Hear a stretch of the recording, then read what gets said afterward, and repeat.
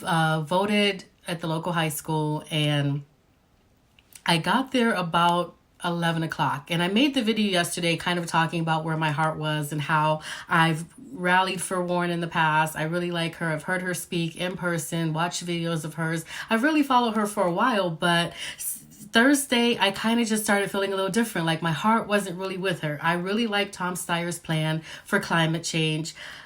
Being a representative of Al Gore and the Climate Leadership Corps, I just felt like he had the best plan. He had the best idea. We definitely need somebody with a 2030 plan, not a 2050 plan. And I felt like he edged her out in that aspect. And yes, I get that everything else is important. Immigration, race relations, economy, all these other things are important. But to me, it doesn't matter if we're not going to be able to breathe. So I want to get the environmental terrorist out of office because that's what I see him as.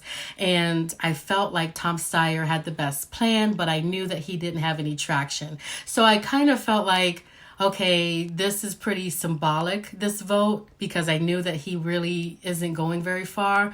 But I always tell people, vote your issues. Put your issues on a piece of paper. Know where you stand on whatever your platforms are, and then vote for the candidate that closely aligns with your values. Don't make this a popularity contest. If you keep complaining that voting is a popularity contest, you have to look at yourself. It's that way if you make it that way. So I've just felt strongly that I need to just stand my ground and vote for Steyer because that's kind of where my heart was leading. And it was just kind of funny. On Thursday, I was running errands, having this internal discussion with myself, and Tom Steyer's bus actually passed me on the interstate. And I was just like, okay, I kind of have to vote for him. So I made the decision. Then I had to make the tough, we primarily communicate by text. So I had to send a text to my precinct leader for Warren that I had been volunteering with and say, good news, bad news. Because initially I wasn't even sure I'd be able to make the vote, but I was trying to, work some things around. We also had a lot of Toastmasters events today that I had to make the decision to miss. So initially it wasn't even looking like I could go. So I had to text her and say, good news, bad news. Good news, I can now come. Bad news, I am now not going to vote for Warren as my first choice. And of course, they were, trying to talk to me and, did you see her blue deal? Did you see her green deal? She's got a strong plan for the oceans. And it's like, yeah, I get that. But her plans are strong on revamping the military, making the military sustainable, and her plans are largely geared towards 2050. And I just truly believe that 2050 is missing the mark. Like, we need people with a strong 2030. That's what Tom had. So I told her I would keep thinking about it, but I knew in my heart, like, I really just wanted her to get off my case. Because I know in my heart that I was going to vote for Tom Steyer first. And I told her, I said, hey, if Tom is not as viable, like you say he's not viable, then I will be over with you guys within 30 minutes. Because I know the rules of caucusing, so I knew that's about what it would take. So I show up pretty early because I knew you had to be in line by noon. If you're in line, they have to register you and allow you to vote. I just didn't know how it would all shake down. There were people there today that were actually switching parties and becoming a Democrat. There were people, trying to verify their address and things like that. There were all these different lines going. So I got there. And of course, I see the people that I'd been volunteering with saying, okay, so you're going for Warren? And I'm like, no, I'm going with Tom Steyer. And I saw a woman with a Tom Steyer sign. And I'm like, hey, can I take a picture with your sign? And, I need photo ops, whatever. And so one of the women from the Warren camp says, hey, I just got off the phone with her. She's going to be here in 10 minutes. If I promise you that you will get to meet with her, can you change your vote to Warren? Now, this is where it's important to stand your ground because I knew that they would hit hard. I didn't realize it would be this hard. And so I said again, if Tom is not viable, like you say he is not, then I will be over in the Warren camp within half an hour. Second choice is the best I can do for you. I'm so sorry. And, that sucked, of course, because they're all looking deflated. And she was like, I really don't know if it's, because I was pretty much like, well, it's Warren. It's a shoo-in. She's like, I don't know. Nothing's set in stone. And so I said, okay, she's going to be here in 10 minutes. I'll go register because you got to make sure you get that done. And then I came back outside to see her. And it really wasn't people like pulling her to the side and having conversations. She showed up with Dunkin' Donuts, which is my favorite. So I was like, y'all really, the devil is trying it today. So she shows up with this huge bag of Dunkin' Donuts, and she just kind of took pictures with anybody who walked up to her and took pictures. So I got a picture with her, and I said, thank you so much for all you do. I really applaud your efforts. But, obviously not a supporter. So, well, not that I'm not a supporter, but she wasn't my first choice. I didn't get into that with her. So she was very gracious, took pictures with everybody out there. And then about a quarter to, they started ushering people into their rooms. Now, I vaguely remember in Texas, and I think Texas must have been different because I just remember being somewhere in a big gym, like everybody in one big room.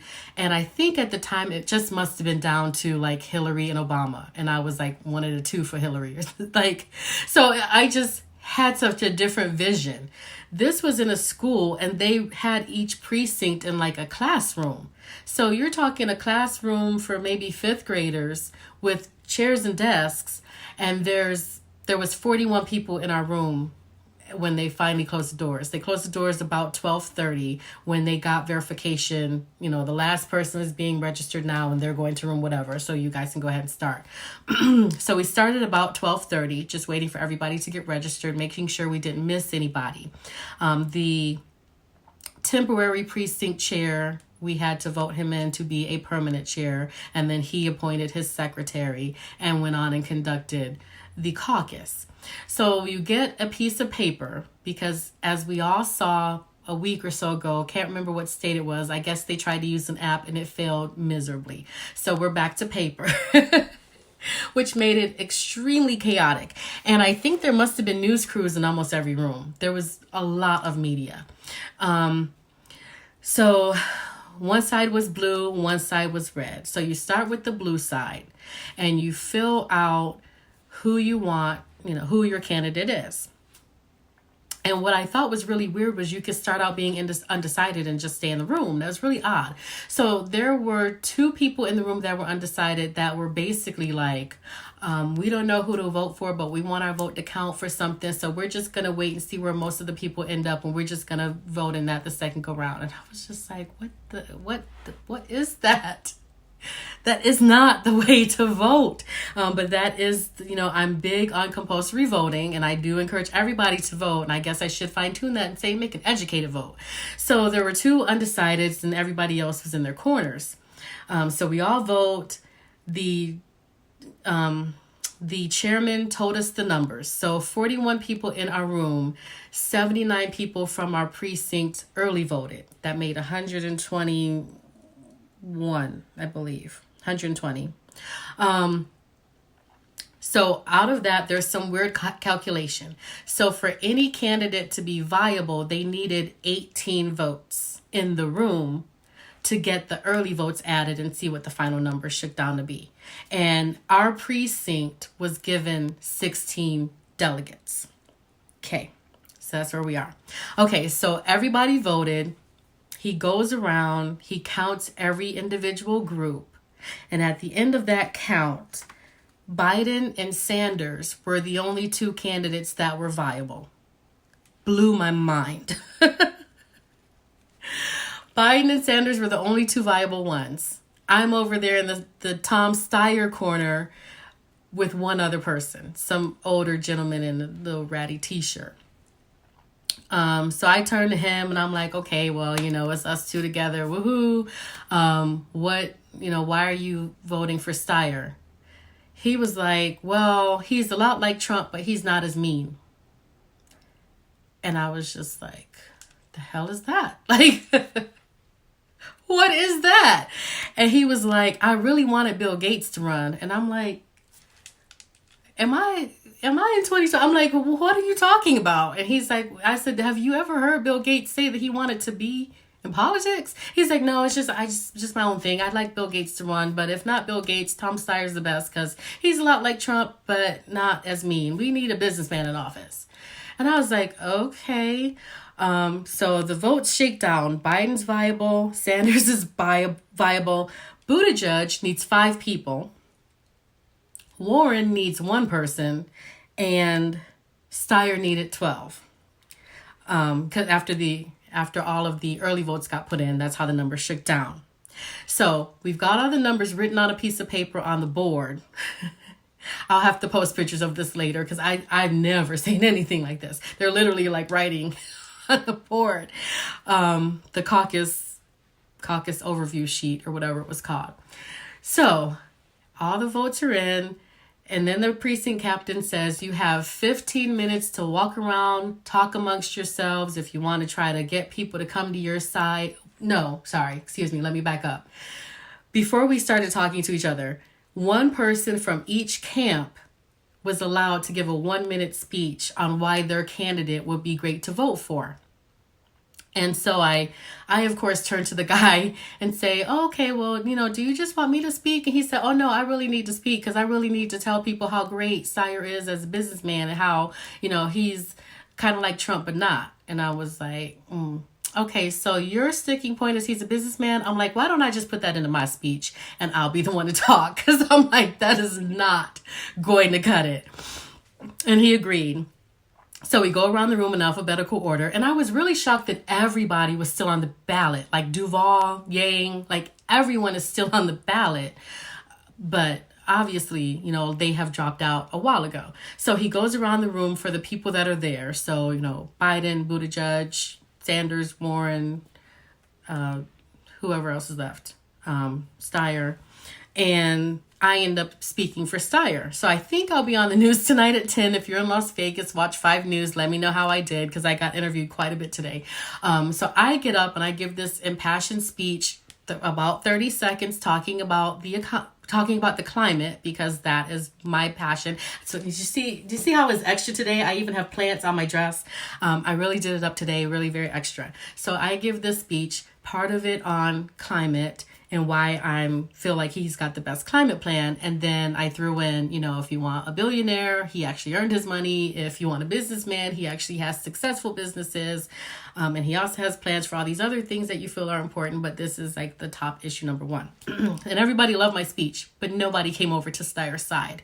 So after everybody gives their speeches, you have 15 minutes to walk around the room and either get people to your side or decide where you want to go, because all of the people that are voting for a candidate that's not viable, it's like either you stay with your candidate and for sure they're not going to get any delegates, or you just move someplace else.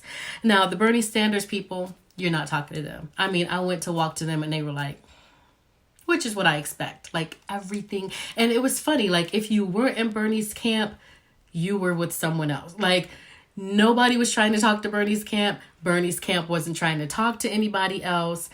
Even though Bernie was viable initially, you still could pull more people to the side for more delegates. Nobody from their camp moved. They all sat in their chairs like, we're just watching y'all do the process because we're diehards over here. I was surprised that Buttigieg was struggling the way that you hear so much about him being like nearly a front runner or whatever. I don't know where he really stands in the polls, but I didn't expect him to be struggling. And Steyer, I didn't get anyone. Warren was having a hard time getting people. And I feel like there were some other candidates on the list. Klobuchar, I think she had like 9 early votes. No one in the room was for her. And whoever else is left, because I feel like I'm leaving somebody out, whatever. So at the end of it all, the end of the 15 minutes, he calls time is up. Everybody needs to realign. And I need to do the votes again. So he goes back through in alphabetical orders for the people that weren't viable. And Buttigieg gained 3. They needed 5. So they got 2 of the undecideds and my person from Steyer. They gained 3. Still wasn't enough to be viable. Very shocking. And Warren gained 1. And that was me. So my vote made her viable. So, of course, like 3 news reporters showed up in my face. Like, like, what made you change? And what do you like about her? And what do you feel about the caucus process? I heard you say something about you're from New York and you just want a primary and So it's like all of a sudden, like people just showed up in my face, which is why it's important to stand your ground. Because if I had started in the Warren camp initially, I wouldn't have gotten any attention because there wouldn't have been any, whatever. As soon as I said I was for Warren, they all started applauding and, everybody was so excited and there's just this buzz in the room. So I got interviewed by Fox 5 and I got interviewed by somebody from NPR. And then out in the hallway, there was a guy from Yahoo News. Didn't even know that was still a thing. So we get everything tallied up again. And this is where it got really sticky because he had all the early votes on an iPad. The people that worked for the caucus had iPads. Their app was working good, but it was only available to them. We were using paper. So he goes around, he collects the ballots again, he counts everything, makes sure it's right, puts it in his iPad. And then based on what he's put in the iPad, the early votes get calculated in magically. And he tells us final numbers for everyone. So at the end of my day in my room, Biden, Sanders, and Warren were the viable ones. That was it. Buttigieg didn't make it. And who else that I thought would made it? Anyway, those were the only three. Shocking. So they did some magical calculation, like 120 times something, came out with all these decimals, and then magically divvied up the delegates. So Biden walked away with 5 delegates, Sanders walked away with 7 delegates, and Warren walked away with 4 delegates. So at least she has something, and I can take credit for that. You're welcome, Warren. It all worked out in the end. So he was basically at this point like, hey, if you wanted, first he said, well, we need a representative from every group to sign the big caucus sheet that was taped on the wall. So I got to sign for Steyer as a supporter of Steyer, which made me feel good inside. And if I hadn't signed for Steyer, if he only needed people from the viable candidates to sign, my group had already decided that they were going to let me sign for Warren because I was the one person that put her over, which I thought was really, really sweet. And everybody started leaving, but then that's when he started handling like additional business. That's what I missed before. When I said in my video yesterday, I could have been a delegate when I was in Texas and kind of got screwed out of it because I didn't realize there was more. They were like, oh yeah, we're done voting, you can go. Well, always wait until like the paperwork is put in the envelope and the envelope is licked. Like stay to the very last minute and make sure you can see everything that's going on. So at the end of it, so many people left that there really weren't even a lot of people to choose for delegates to go on to the county convention. So based on how many delegates a person received, that's how many delegates can go to the county convention on their behalf. So Warren ended up with 4. And I was like, well, I know I'm one of those. I was like, I know I'm getting it this time or I'm about to turn over all these chairs and tables. So he was like, oh yeah, I think all of you left can go because I think it was only like 2 or 3 Warren people that stayed behind, and 7 people are going on behalf of Sanders and 5 going on behalf of Biden. So we ended up filling out these cute little sheets and giving him the white copy, keeping the pink copy. And so now I get to be a delegate at the county convention, which is April 18th here in Las Vegas. And then if you duke it out with some people in the county convention, you may get elected to go to the state convention, which is May 30th and 31st, I believe they said.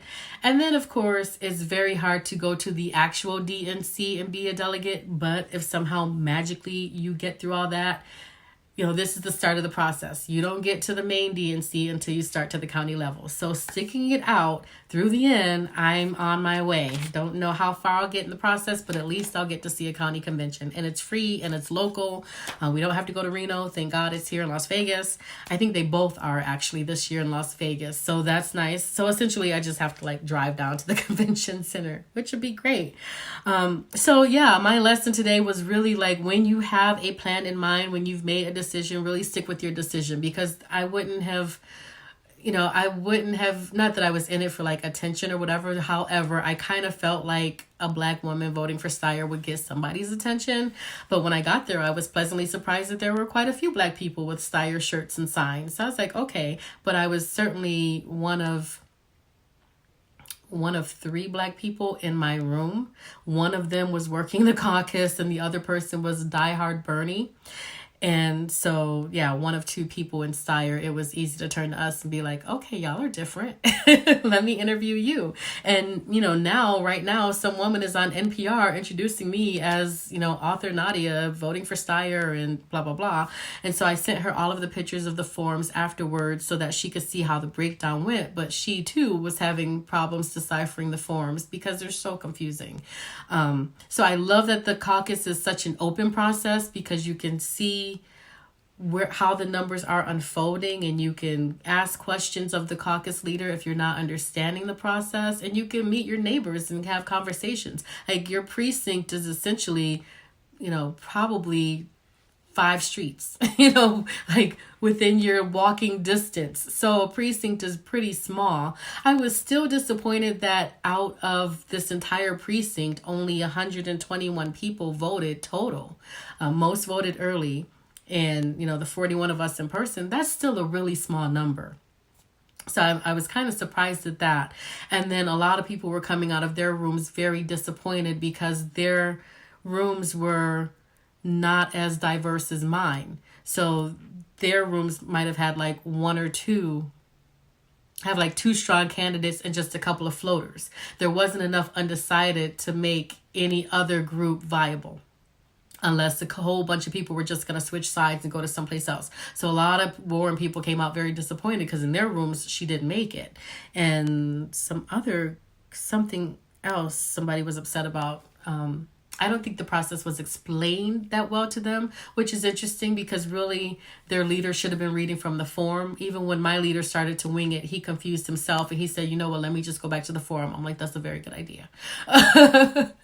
You're not supposed to memorize it. That's why they write it out for you. So yeah, quite a few Warren supporters came out a bit disappointed, but we don't really know how it all shakes out until all the numbers come out later today, when all the precincts get put together and we just see, where she falls. But at least she's like getting some ground on the delegate, on the delegate wavelength, thanks to our room. So that's encouraging.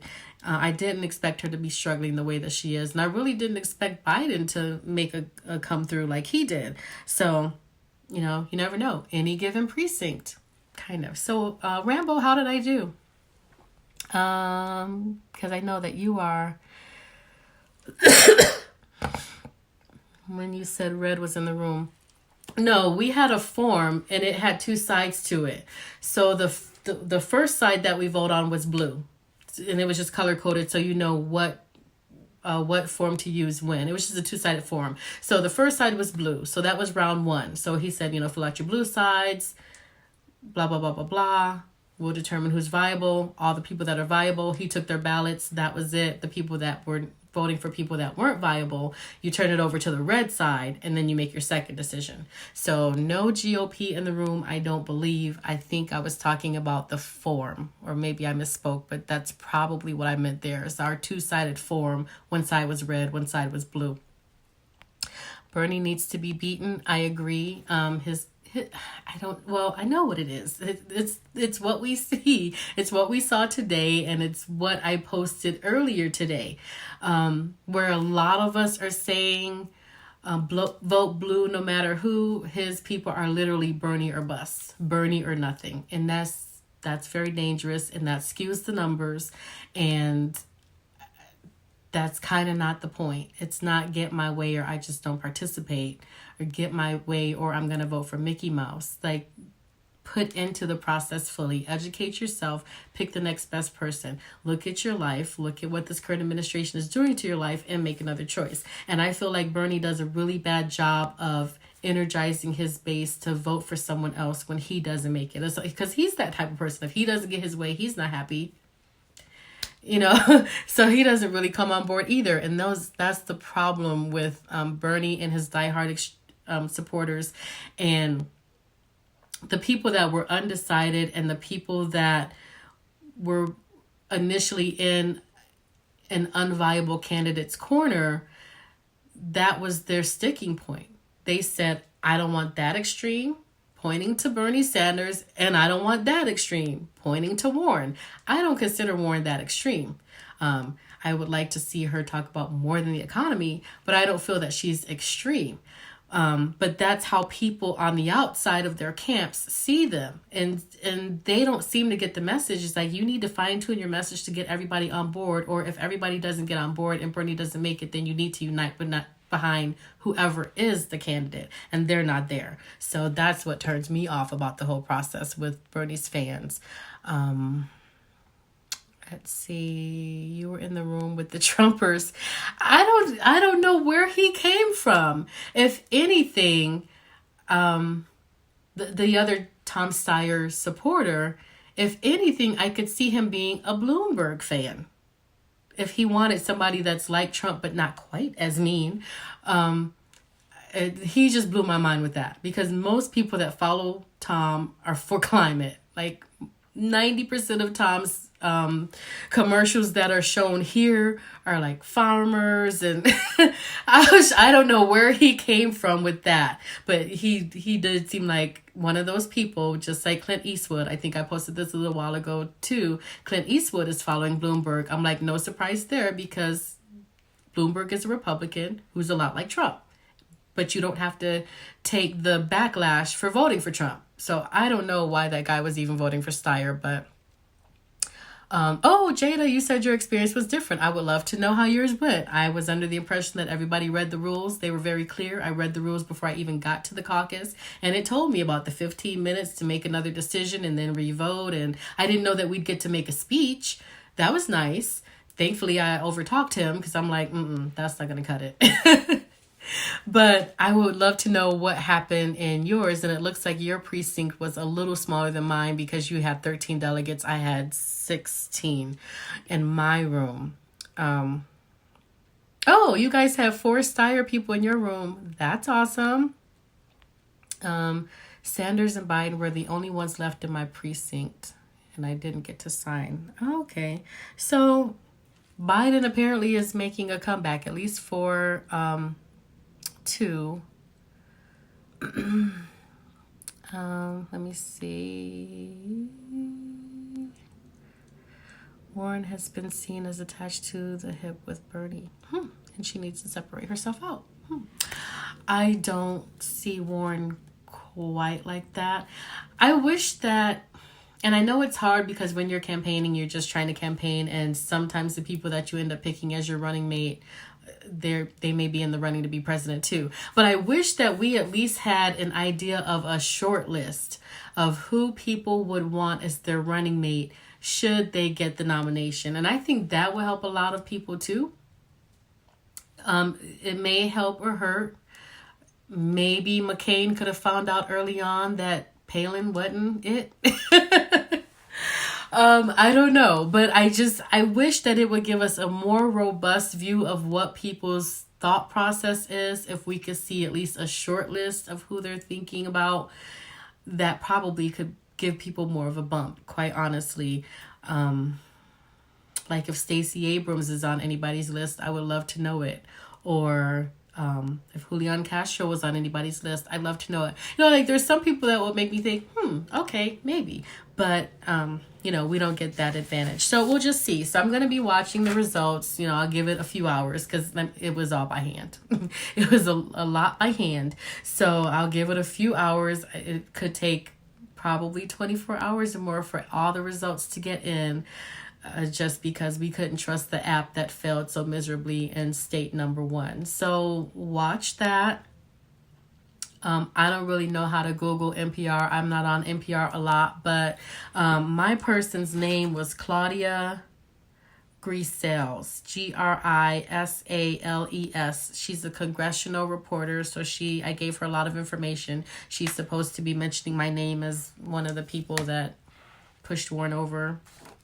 And then on Fox 5 News, I think he was thinking it was going to air tonight at 10. So if anybody sees me anywhere, like tag me or send me a message or a video, because I would love to see what happened. And then I could put it on my website. And then if you guys, you had a different caucus experience, I would love to hear what happened in yours. And quite honestly, I hope I never have to caucus again. I liked it being so open and transparent, but I like to just pull a lever and be done, because that was a lot. It was just so confusing. Like everybody gathered around these sheets.